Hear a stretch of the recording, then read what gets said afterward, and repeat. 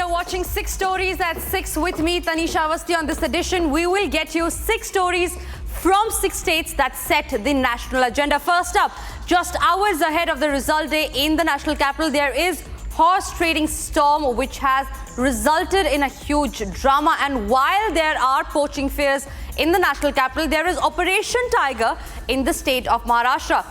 Also on the show, 104 Indians duped, sent to America and deported back. We'll tell you about the donkey route from the deportee himself. Story number 4 is from Karnataka, where the plea to transfer the Mura scam to the CBI has been rejected. But the trouble for the Chief Minister of Karnataka, Siddaramaiah, does not just end there. Moving on, we will tell you about 2 gut-wrenching cases of sexual assault from Tamil Nadu, which makes one wonder if women are unsafe in the state. And finally, all the details on RBI's liquidity boost at the end of the show. These 6 stories lined up for this edition, but first up, we start with the top story that's coming in from the national capital as Delhi braced for counting day after the bitterly fought assembly elections. A fresh showdown unfolded between the ruling Aam Aadmi Party and the BJP after most exit polls predicted the return of the BJP to the helm in the national capital. Now, Aam Aadmi Party supremo Arvind Kejriwal claimed that crores were being offered to this party candidates to switch sides. The BJP, meanwhile, said it would move the Anti-Corruption Bureau over the Aam Aadmi Party's claim. Here is all that you need to know about the fresh war of words between the Aam Aadmi Party and the BJP.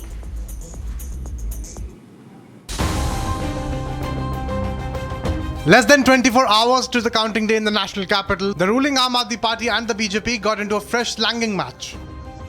This after Aam Aadmi Party supremo Arvind Kejriwal fired a poaching charge at the BJP, claiming crores were being offered to his party candidates to switch sides.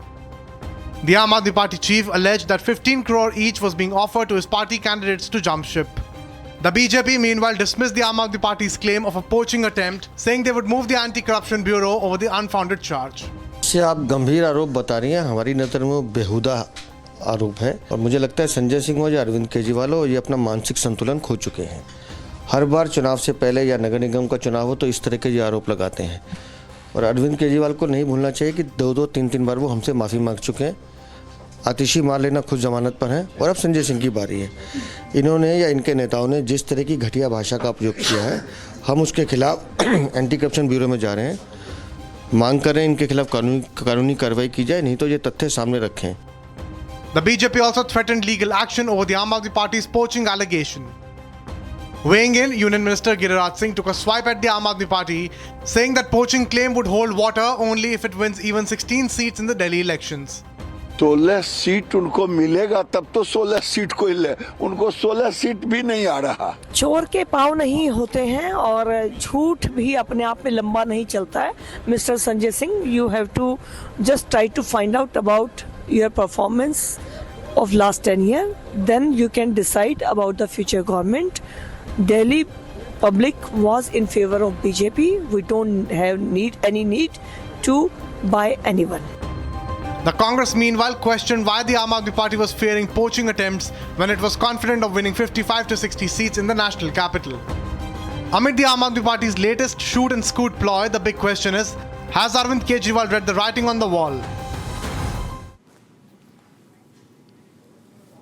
Now, while there are poaching fears in Delhi, a similar situation seems to be brewing in the state of Maharashtra, which is Operation Tiger. Amid claims by Eknath Shinde-led Shiv Sena that several lawmakers of the Shiv Sena UBT faction are in touch with them, the MPs of the Uddhav Thackeray-led party put up a united face in New Delhi and asserted that they are not going anywhere. Here is what both the camp have to say. कई MLAs, कई MPs माननीय एकनाथ शिंदे साहब के संपर्क में हैं। आज आप नागपुर में रहते हो इसलिए बार बार ऑपरेशन लोटस बोल रहे हो, लेकिन ऑपरेशन टाइगर है कि अगले 3 महीने में जो एक्स एमएलए है वो बहुत एक्स एमएलए यूबीटी का नेतृत्व छोड़ के माननीय एकनाथ शिंदे साहब का नेतृत्व स्वीकार करने वाले हैं। एकनाथ शिंदे साहब टाइगर ही है, इसीलिए उनको टाइगर ही कहेंगे। देखो उभाटा के बहुत से लोग वो अभी उद्धव ठाकरे को छोड़ के एकनाथ शिंदे साहब के नेतृत्व में अभी सब लोग प्रवेश कर रहे हैं। जानबूझकर अपने चुने हुए सांसदों के बारे में जनता के मन में एक संशय पैदा करना ये अच्छी बात नहीं है, ये बुरी बात है। सब निष्ठापूर्वक खड़े हैं, निष्ठा के साथ में उद्धव जी के साथ में थे, आए, कल भी रहेंगे।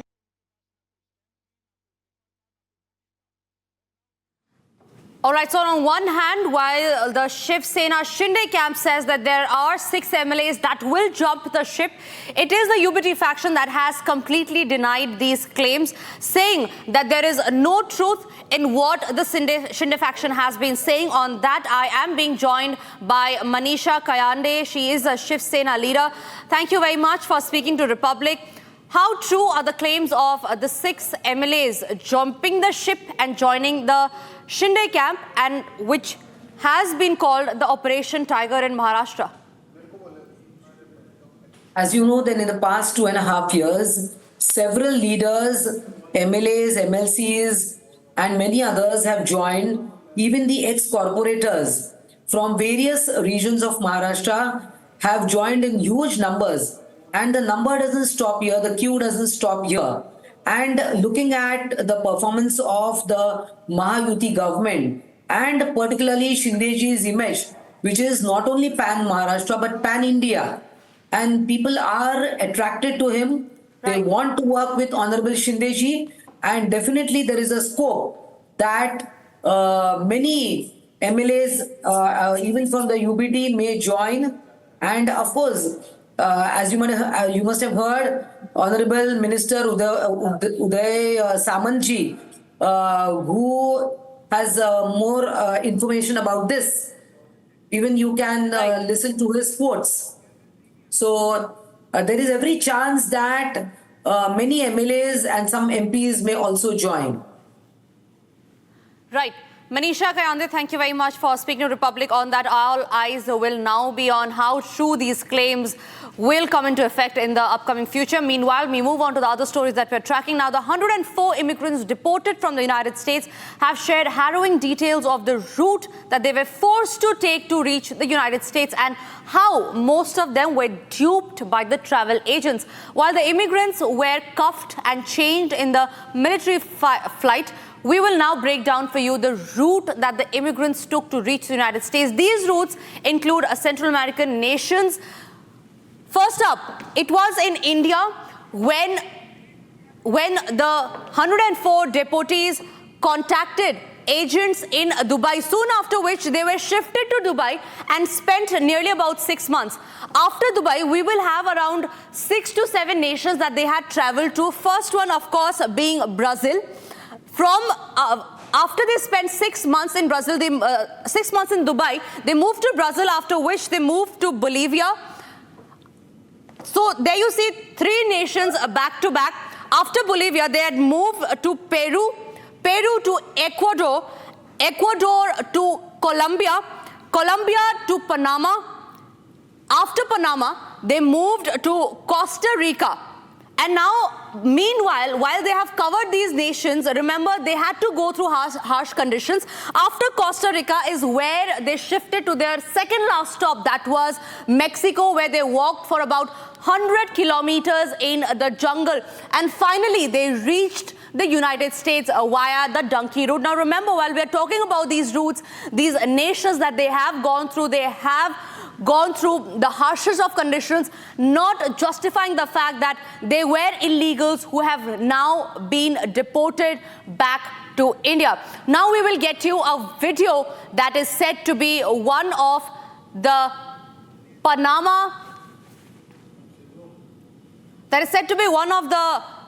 deportees that had recorded while they were in the jungle, while they were taken through the donkey route. Let's listen in to what the video shows.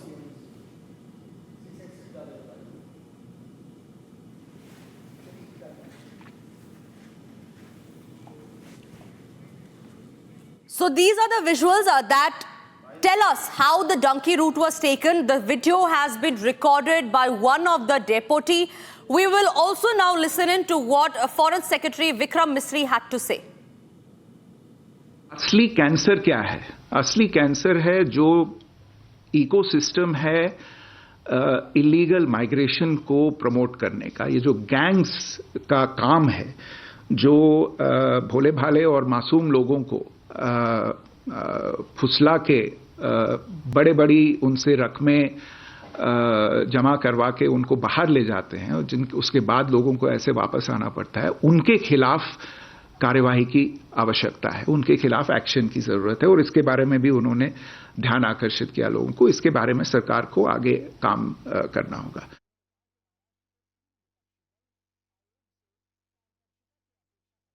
It was Foreign Secretary Vikram Misri who had just given out a statement saying that the crackdown on the agents that were involved to take the deputies to the United States via illegal route, via the donkey route as they say, have been booked. We've also been joined by Robin, who is one of the deputy. Robin, you had moved to the United States. It was done via donkey route, which is illegal. Talk to us about who helped you to reach there. We believe that there were some agents that had helped you to take that route.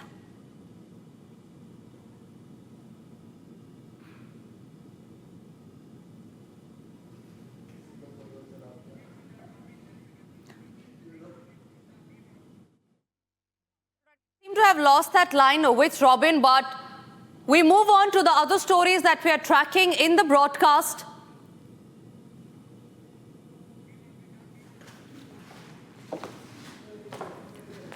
So those are the visuals that are coming in from one of the deputies that had recorded the video while he was en route to the United States via donkey route. An illegal way, of course, and Trump administration taking strict action against the illegal immigrants from India, sending them back. The MEA also standing by the Trump administration's decision, saying that the United States has followed a standard procedure.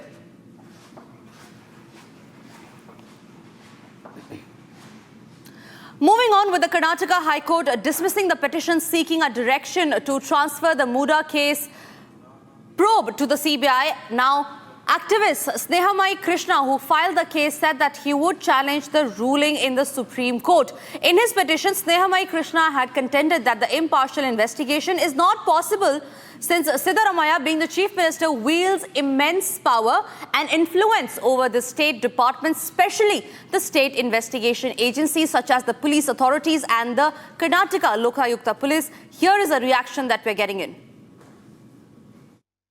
Sir, ನಮ್ಮ ಅರ್ಜಿ ವಜಾಗಿದೆ ಅಂತ ತಿಳಿದು ಬಂದಿದೆ. So ನಮ್ಮ ಹೋರಾಟದಲ್ಲಿ ಒಂದು ಹಿನ್ನಡೆ ಆಗಿದೆ ಅಂತ ಹೇಳ್ಬೋದು. ಆದರೆ ಇದರಿಂದ ವಿಚಲಿತನಾಗುವಂತಹ ಅಥವಾ ಹೋರಾಟದ ಹಿಂದೆ ಸರಿಯುವಂಥ ಯಾವುದೇ ಪ್ರಶ್ನೆ ಇಲ್ಲ. ಇಲ್ಲಿ ಕಾಯ ಪ್ರಶ್ನೆನಿಲ್ಲ. ಕೂಡಲೇ ನಾವು ಈ ಪ್ರಕರಣನ ಮಾನ್ಯ ಸರ್ವೋಚ್ಚ ನ್ಯಾಯಾಲಯಕ್ಕೆ ಮೇಲ್ಮನವಿ ಸಲ್ಲಿಸ್ತೀವಿ. ಸೊ ಯಾಕೆ ಅಂತ ಹೇಳಿದ್ರೆ ಲೋಕಾಯುಕ್ತರು ಏಕಪಕ್ಷೀಯವಾಗಿ ತನಿಖೆ ನಡೆಸ್ತಾರೆ ಅನ್ನೋ ನಮಗೆ ಈಗಾಗಲೇ ಸಾಕಷ್ಟು ಅನುಮಾನಗಳಿದೆ. ಅದಕ್ಕೆ ಪೂರಕವಾಗಿ ಸಾಕ್ಷ್ಯಗಳು ಇದೆ. ವರದಿ ಬಗ್ಗೆ ಸರ್, ಆದರೆ ವರದಿ ಬಗ್ಗೆ ಅವ್ರೇನು ಕೂಡ ವಿಶ್ವಾಸ ಇಲ್ಲ ಸರ್. ಯಾಕೆಂದರೆ ನಾನು ತನಿಖಾಧಿಕಾರಿನ ಭೇಟಿ ಮಾಡೋ ಸಂದರ್ಭದಲ್ಲಿ, ಅವರನ್ನು ಮಾತಾಡಿಸೋ ಸಂದರ್ಭದಲ್ಲಿ ಮತ್ತು ನನಗೆ ಬೇರೆ ಮೂಲಗಳಿಂದ ತಿಳಿದು ಬಂದಿರೋಂಥ ಅಂಶಗಳನ್ನು ಪರಿಗಣಿಸಿದಾಗ ಲೋಕಾಯುಕ್ತರು ನನ್ನ ಅರ್ಜಿಗೆ ಸಂಬಂಧಪಟ್ಟಾಗಿ ಸಮಗ್ರವಾಗಿ ತನಿಖೆ ನಡೆಸ್ತಲ್ಲ. ಅವರು ಏಕಪಕ್ಷವಾಗಿ ತನಿಖೆ ನಡೆಸ್ತಾ ಇದ್ದಾರೆ. ಆರೋಪಗಳನ್ನು ರಕ್ಷಣೆ ಮಾಡುವಂತಹ ಹಿನ್ನೆಲೆಯಲ್ಲೇ ಅವರು ತಮ್ಮ ಕರ್ತವ್ಯ We're being joined by Pradeep Kumar, who is the complainant and an advocate in the case. Pradeep, the Muda scam is being currently probed by the Lokayukta. However, there is a plea which the Karnataka High Court has rejected, which demands the transfer to the CBI. Why do you feel that the Lokayukta will not be able to probe the case in a fair manner and that the case needs to be transferred to the CBI? According to my opinion, when the matter was listed before the court and arguments was going on, meanwhile, what is happened? The Lokayukta was filed the one report before the court in sealed cover. Almost investigation was completed by the Lokayukta. In this regard, maybe a judge was concluded to not to transfer to CBI. This is the our opinion is our complaint is before the court. We are request a court for the Lokayukta was not done the investigation in proper channel, proper way. This is the one-side investigation is going on. All the officers are colluded with the present government. So helpful to the chief minister. In this regard, we are appealed to the court to transfer the petition to the CBI. But these aspect, in this aspect, the court was not consider the our points and our merits of the case. Even though court was dismissed the petition, on one of the complainant was already telling before the media, we challenge the petition before the Honorable Supreme Court of Delhi. Hello? Hello? Thank you very much for speaking to Republic on that. All eyes will be now on the Supreme Court's decision wherein the petitioner has moved the case demanding a CBI probe. Moving on, in Tamil Nadu, a question is looming large.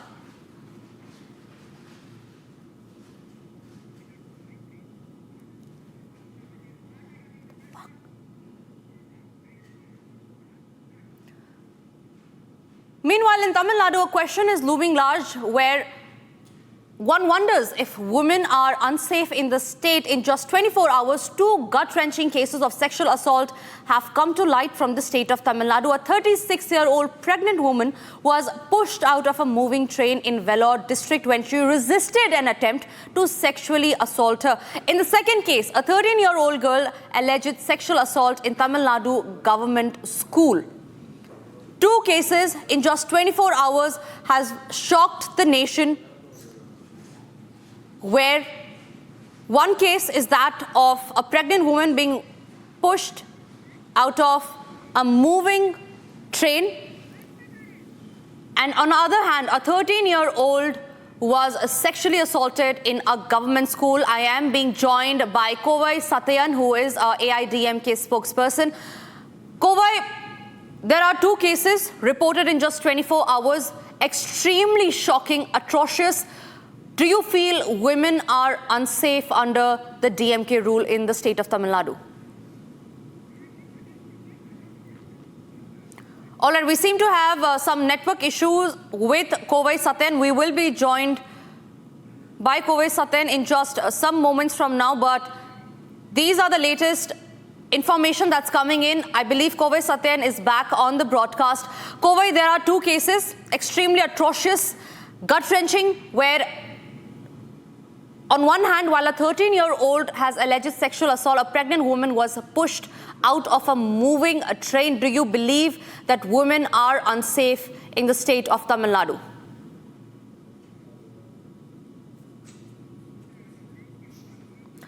Kovai, if you can just unmute yourself.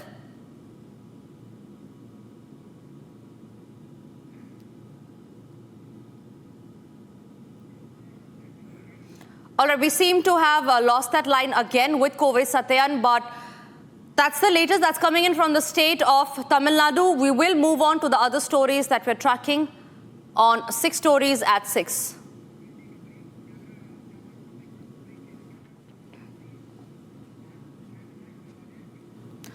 It's time for us to slip into a short break right now, but after the break, we'll tell you about RBI's liquidity boost. Don't go anywhere.